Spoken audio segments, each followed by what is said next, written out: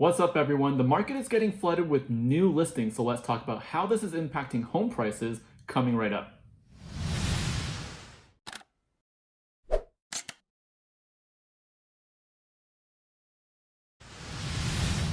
Hey guys, welcome back to your weekly Toronto real estate market update. If you're here joining me for the first time, my name is Fred and I'm bringing you the latest Toronto real estate market updates every single Monday and posting other new videos throughout the week to help you with your real estate journey. So if you're new here, consider subscribing to the channel and let's get right into the updates. Last week, we saw that home sales fell by approximately 12% compared to the previous week. Although when you look at this graph, you can see that home sales are in fact up over the last 8 weeks. In the first week of April, home sales were down to as low as 85 units sold during that week, and we're now more than 2 times that amount with 174 homes sold last week.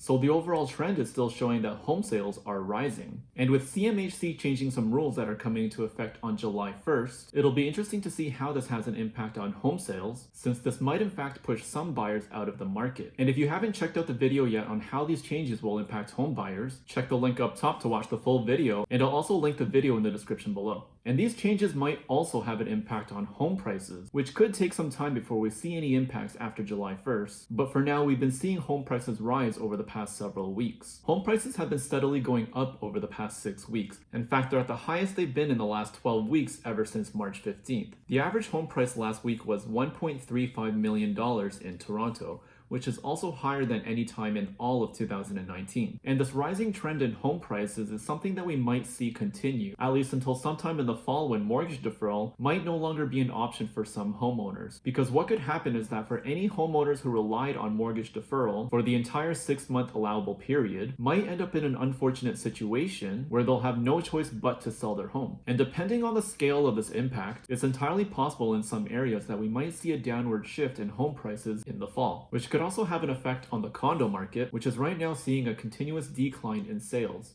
And if you're gaining value from this video, hit the thumbs up button and share the video with someone that you know. For 7 weeks, condo sales were rising from their lowest point in the first week of April, when we saw only 116 units sold that week. Sales went up to as high as 218 that sold during the week of May 24th, but have now fallen back down to the mid-100s at 155 units that sold last week. And keep in mind that this is subject to change as more sales and conditional sold statuses are updated in MLS. But the decline in condo sales is a contrast to what we're seeing with condo prices, which are still rising week over week. In fact, condo prices went up 20% compared to the previous week, with the average condo price last week at $721,000. And what you'll notice in this graph is that condo prices have been going back up since late April, getting closer to price levels pre-COVID-19. But I suspect that the state of the Toronto condo market is going to see some fluctuations over the next few months, because on June 5th last week, Premier Doug Ford announced the lift on restrictions on short-term rentals. And this might be good news and a step forward to get things back to normal, but I expect that these short-term rentals will remain vacant in the short term, at least until sometime after international travel is an option again. Because even when travel reopens, people might not rush to the airports to visit places like Ontario, especially since the state of the Canadian economy is still impacted daily by COVID-19, and we're seeing about 400 new cases each day. But if real estate investors cannot sustain to hold their short-term rental investment properties and have not yet converted them to a long-term rental, then we might actually see an increase in condo inventory, which in fact we're already starting to see in both housing types. Inventory for both freehold and condominium housing has been rising, which has been consistent over the last 1.5 months. And what this could mean is that people are regaining confidence in the Toronto real estate market, because regardless of where home prices are and what the competition is like, people are still willing to list their homes for sale.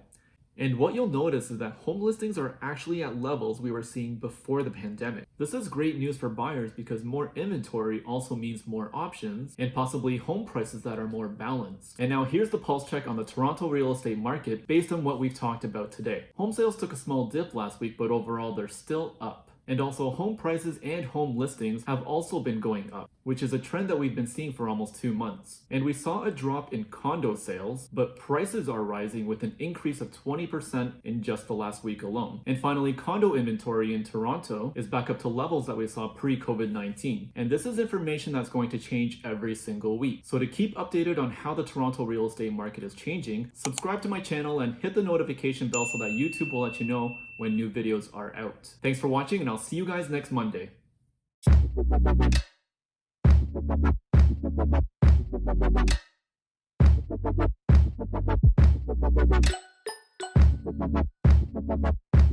you.